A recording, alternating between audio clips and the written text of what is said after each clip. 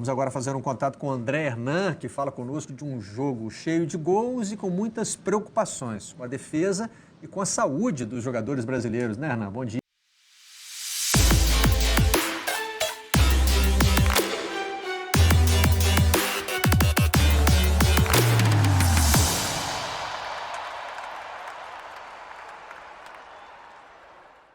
Vamos agora fazer um contato com o André Hernan, que fala conosco de um jogo cheio de gols e com muitas preocupações com a defesa e com a saúde dos jogadores brasileiros, né, Hernan? Bom dia.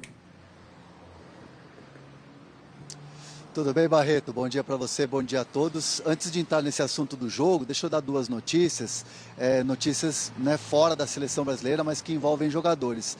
O Juninho Pernambucano já chegou na Colômbia, diretor do Lyon, para fazer os exames médicos no Bruno Guimarães, sendo tudo aprovado nos exames, ele assina contrato e aí sim o Lyon anuncia o Bruno Guimarães como novo jogador do clube. Inclusive ontem eu conversando com o Bruno Guimarães, ele me disse que num contato telefônico com o Juninho Pernambucano disse para ele, olha, eu vou te transformar aqui no Lyon como o melhor meio-campista do mundo. O Antony tem uma proposta, nesse momento São Paulo também discute uma proposta com o Ajax da Holanda, que quer comprar o Antony. O São Paulo pretende vender o jogador, mas só liberar ele no meio do ano, quando começa a temporada. Então, nesse momento, São Paulo está apertado de tempo, está apertado, precisando vender o jogador. Amanhã vai ser um dia importante, porque aí vai ser uma conversa com o Antony, né? Já classificado, focado na seleção brasileira, mas também vai ter que responder, evidentemente, a essa proposta do Ajax da Holanda. Falando do jogo, Barreto, foi um jogo assim muito maluco, porque assim a seleção brasileira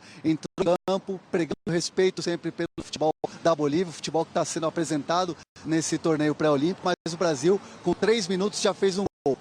10 minutos depois, o Cunha fez 2-0. E aí parecia que ia se desenhar uma goleada, um jogo tranquilo para a seleção brasileira.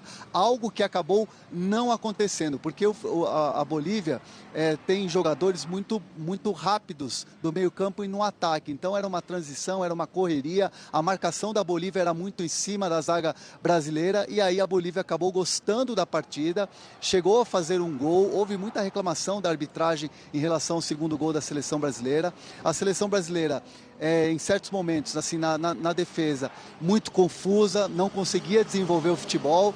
O Brasil foi fazendo os gols, chegou a fazer até 4-1 no segundo tempo, mas aí virou um 4-3 e um desespero em cima da seleção brasileira, que errava muito. E aí o Jardine colocou mais um zagueiro, o Bruno Fux, ficou com 3 defensores. E aí o PP só no final do jogo conseguiu fazer o 5-3, mas fica um alerta principalmente na questão da defesa. É algo que está dando muita dor de cabeça para o André Jardine, claro, pelos jogos importantes que vem aí pela frente, Barreto.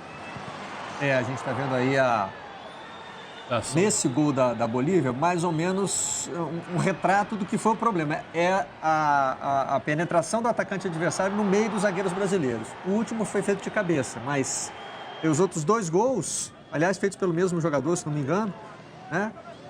Com esse movimento bem básico, né? De o centroavante se colocar entre os 2 zagueiros e receber a bola na diagonal. Algo que realmente precisa ser corrigido ali. Você tem que acompanhar a pessoa ainda, você não tem que ficar olhando na bola. Você, como zagueiro, tem que acompanhar o atacante no movimento do atacante. Isso foi erros bastante básicos, né? Lembrando, né, que contra o Peru, o primeiro tempo foi muito bom, o segundo tempo não foi bom. Contra o Uruguai teve muitas chances de gol, ganhamos. Agora, contra a Bolívia, sofremos, mas ganhamos. Quer dizer, esse time ganhou 3 vezes, mas teve problemas em todos os jogos. Claramente tem uma produção ofensiva superior aos adversários, está sempre lá criando gols, mas está correndo riscos. Vamos